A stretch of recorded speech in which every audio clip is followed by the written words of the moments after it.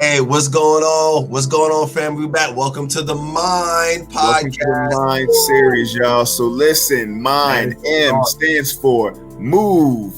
I stands for in. And then the N stands for new. D, directions. Come on. So in the last couple of weeks, we talked about move. Move is basically your hope. Where is your hope? If your expectation is deferred, if you're sad, depressed, or disappointed, it's because your hope is in the wrong place. So we need to move. The next one was in, being in Christ. When we're in Christ, the stress, the worry, the anxiety, it begins to flow away because we're secure in Him. Today, we're going to be talking about new. New has to do with your identity. When you're in Christ, bro, He makes all things new. Y'all listen to this story.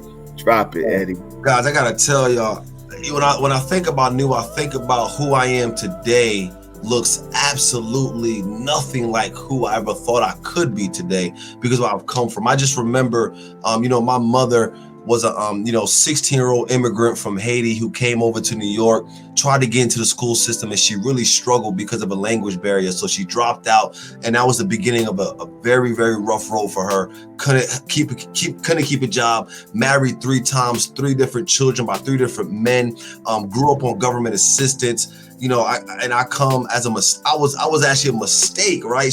I was considered a mistake. She wasn't prepared for me.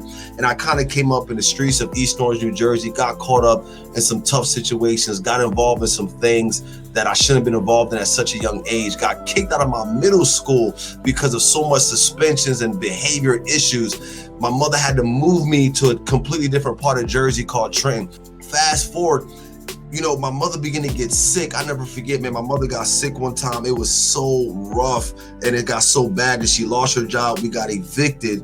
And I had to live with my grandmother who didn't speak English. She spoke Creole and I had to sleep on the floor as we lived in the basement of a beauty salon. My mother moved back with my sister during that time. But the roughest time, I began to say, no, I got to get out of Jersey. I don't know who I am. I don't know what I want out of life, but I got to get out of here. So I went to the military office and I spoke to a recruiter and I was on my way. I joined the military. I convinced my mom to sign the papers. I shipped the information to her in northern New Jersey while I was in Central Jersey, and I was on my way out of there. But do you know that one of my counselors heard about my story and knew about what I was going through? As a senior in high school, living with my grandmother, sleeping on the floor, just trying to make it to graduate high school just so I can get the heck out of Dodge, right? I'm just being honest, I can go to the military.